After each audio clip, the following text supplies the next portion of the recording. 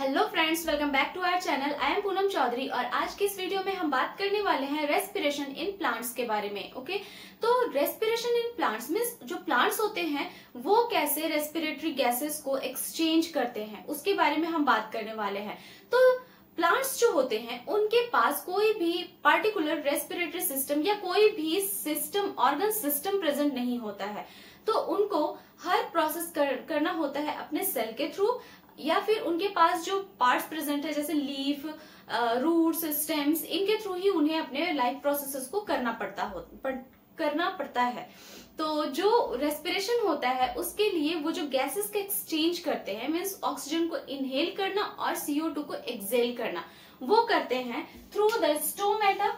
जो आपने पढ़ा हुआ है कि जो ये स्टोमेटा होते हैं इसके सरफेस के ऊपर टाइनी टाइनी पोर्स होते हैं जिन्हें हम कहते हैं स्टोमेटा, और उन्हीं स्टोमेटा के थ्रू वो गैसेस का एक्सचेंज करते हैं। वो O2 को इनहेल करते हैं एंड CO2 को एक्सहेल करते हैं, एक्सचेंज ऑफ गैसेस। ओके, और क्या इंट्रासेलुलर स्पेसेस के थ्रू प्लांट्स के बॉडी में, जैसे कि उनके सेल्स जो होते हैं उन सेल्स के बीच में ये जो आपको इंट्रासेलुलर मीन सेल के बीच में जो स्पेस नजर आ रहे हैं, इन स्पेस के बीच में भी, इन स्पेस के थ्रू भी जो गैसेस होते हैं उनका एक्सचेंज होता है। देन ये करते हैं आपके रूट्स के थ्रू। रूट्स के थ्रू भी ये एक्सचेंज करते हैं। रूट्स क्या होते हैं? सॉइल के अंदर होते हैं। सॉइल में भी एयर है और उस एयर में ऑक्सीजन है, तो सॉइल उस ऑक्सीजन को डिफ्यूजन के थ्रू एक्सचेंज करते हैं, अपने बॉडी में इनहेल करते हैं। Okay, and then lenticels. Lenticels क्या होते हैं? प्लांट का जो स्टेम होता है, किसी भी ट्री का जो स्टेम होता है, स्टेम के जो बार्क होते हैं उनके बीच में स्मॉल स्मॉल पिट्स होते हैं और उन पिट्स में tiny tiny tiny tiny holes present होते हैं, और उन होल्स के थ्रू ये डायरेक्टली एयर से गैसेस का एक्सचेंज करते हैं। तो plant respire through out the day. Okay, जैसा कि आप जानते हैं कि जो फोटोसिंथेसिस का प्रोसेस होता है वो सिर्फ और सिर्फ डे के टाइम में होता है क्योंकि सन प्रेजेंट होता है डे टाइम में। बट जो रेस्पिरेशन का प्रोसेस है वो हमारे ही तरह प्लांट्स भी जो होते हैं वो दिन और रात दोनों टाइम में करते हैं। फोटोसिंथेसिस ड्यूरिंग द डे और जो रेस्पिरेशन है वो through out the day means day और नाइट दोनों टाइम में करते हैं। बट जो प्लांट में रेस्पिरेशन का जो रेट होता है वो बहुत ही स्लो होता है एनिमल के कंपैरिजन में। ओके, उनमें जो रेस्पिरेशन करने की जो रेट होती है वो बहुत ही धीरे होता है, वो बहुत स्लो रेस्पिरेशन करते हैं। मीन्स वो उतने अमाउंट में ऑक्सीजन को इनहेल नहीं करते जितना हम करते हैं, और वो फोटोसिंथेसिस के थ्रू ऑक्सीजन को फिर एयर में रिलीज भी करते हैं। ओके, तो जो दिन होता है डे टाइम में क्या करते हैं? ये ऑक्सीजन प्रोड्यूस करते हैं through the photosynthesis. Okay, photosynthesis का जो प्रोसेस होता है उसके थ्रू ये क्या करते हैं? ऑक्सीजन को रिलीज करते हैं। मीन्स कि आपका जो फोटोसिंथेसिस होता है उसमें क्या होता है?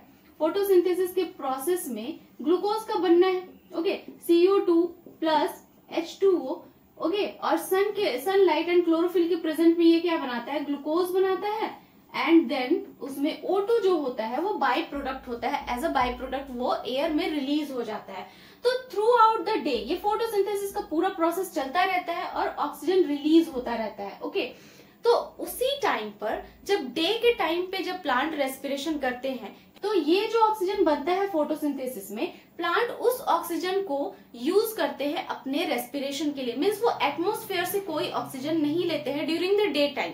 ओके, और ऊपर से वो ऑक्सीजन को एयर में रिलीज ही करते हैं क्योंकि उनको ऑक्सीजन उतना ज्यादा नहीं चाहिए रेस्पिरेशन के लिए। तो डे टाइम में वो क्या कर रहे हैं? फोटोसिंथेसिस कर रहे हैं, उसमें जो ऑक्सीजन बन रहा है उसको क्या कर रहे हैं? वो उसी को रेस्पिरेशन के लिए यूज कर रहे हैं। देन आपको पता है कि रेस्पिरेशन में क्या होता है? रेस्पिरेशन में हमने क्या पढ़ा था कि रेस्पिरेशन में ग्लूकोज को ब्रेक किया जाता है। ठीक है, ये जो ग्लूकोज बन रहा है इसको ब्रेक करेंगे ऑक्सीजन की हेल्प से। ऑक्सीजन की हेल्प से जब इसको ब्रेक करेंगे तो क्या बनेगा? CO2 plus H2O plus ATP।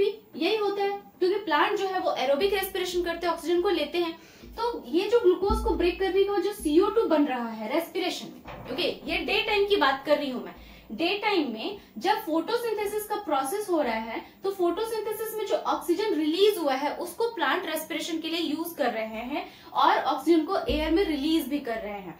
और उसी रेस्पिरेशन में जब ग्लूकोज को ब्रेक करने के बाद जो CO2 रिलीज हो रहा है, क्योंकि जो रेस्पिरेशन का प्रोसेस होता है उसमें CO2 बाई प्रोडक्ट है। तो CO2 को फिर वो डे टाइम में फोटोसिंथेसिस के लिए यूज कर रहा है। मींस डे टाइम में प्लांट जो होता है वो रेस्पिरेशन करने के बाद जो CO2 बनता है उसको एयर में रिलीज नहीं करते, उस CO2 को फिर फोटोसिंथेसिस करने के लिए यूज कर लेते हैं और वो एनवायरमेंट से भी CO2 को लेते हैं। ओके, तो ये तो डे टाइम का बात हो गया, डे टाइम की बात हो गई। लेकिन अगर रात में वो क्या करेंगे, रात में नाइट के टाइम पर तो फोटोसिंथेसिस नहीं हो रहा है। Okay, at night time no photosynthesis no oxygen release. Night time में फोटोसिंथेसिस का प्रोसेस नहीं हो रहा है तो ये O2 भी रिलीज नहीं होगा। लेकिन नाइट के टाइम पर रेस्पिरेशन का प्रोसेस तो हो रहा है, because respiration through out the day हो रहा है, लेकिन बहुत स्लो रेट है, लेकिन फिर भी हो तो रहा है। तो नाइट के टाइम पर रेस्पिरेशन के लिए ये ऑक्सीजन प्लांट कहां से लेंगे, एयर से लेंगे। ओके, तो रात के समय में, रात के टाइम पर जो एयर से होता है ना, उसी एयर से प्लांट ऑक्सीजन को लेते हैं। और क्योंकि रात के टाइम पर फोटोसिंथेसिस नहीं हो रहा है तो there is no use of CO2।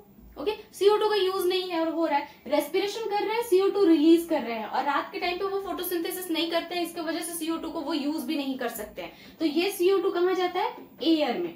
तो इसीलिए बोला जाता है कि रात के टाइम पर पेड़ के पास नहीं सोना चाहिए या नहीं बैठना चाहिए। क्यों? क्योंकि उस टाइम पर जो पेड़ होते हैं, ट्रीज होते हैं, वो ऑक्सीजन को कंज्यूम करते हैं और CO2 को रिलीज करते हैं। ये रेट जो होता है वो स्लो है, लेकिन फिर भी वो CO2 को रिलीज करते हैं। तो इसलिए रात के टाइम पर हमें नहीं सोना चाहिए। Okay, rate of respiration is much slower then in animals. Okay, animals के कंपैरिजन में इनमें बहुत स्लो होता है।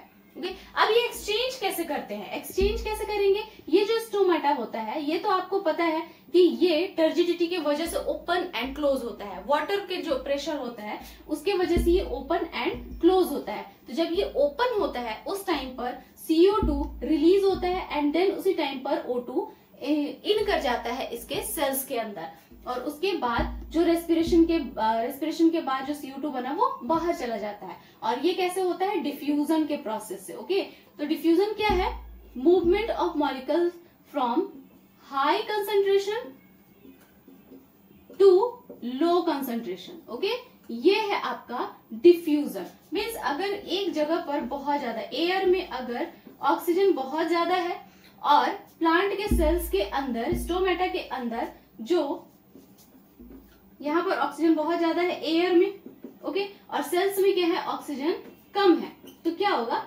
एयर से ऑक्सीजन में जो है O2 का मूवमेंट हो जाएगा, क्योंकि यहाँ ज्यादा है यहाँ कम है, तो हायर कंसंट्रेशन से लोअर कंसंट्रेशन में ये मूवमेंट हो जाएगा। अब प्लांट क्या है, रेस्पिरेशन कर रहे हैं, तो रेस्पिरेशन में वो ऑक्सीजन को यूज कर रहे हैं, तो उनके पास ऑक्सीजन क्या हो गया, सेल के अंदर कम हो गया, तो वो क्या हो जाएगा, एयर से ऑक्सीजन को ले लेंगे। और रेस्पिरेशन करने के टाइम पर CO2 बहुत ज्यादा हो गया है, तो CO2 को क्या करेंगे, एटमोस्फेयर में CO2 कम है as comparison to the cell, तो सेल में CO2 बहुत ज्यादा हो गया, तो वो क्या करेंगे, फिर एटमोस्फेयर में भेज देंगे उसको। तो इस तरह से प्लांट में आपका रेस्पिरेशन होता है। ओके, तो आई होप कि ये आपको पूरा समझ में आया होगा। तो अगर समझ में आया तो वीडियो को लाइक करें, शेयर करें, कमेंट करें। ओके, तो मिलते हैं नेक्स्ट वीडियो में, तब तक के लिए बाय बाय, टेक केयर।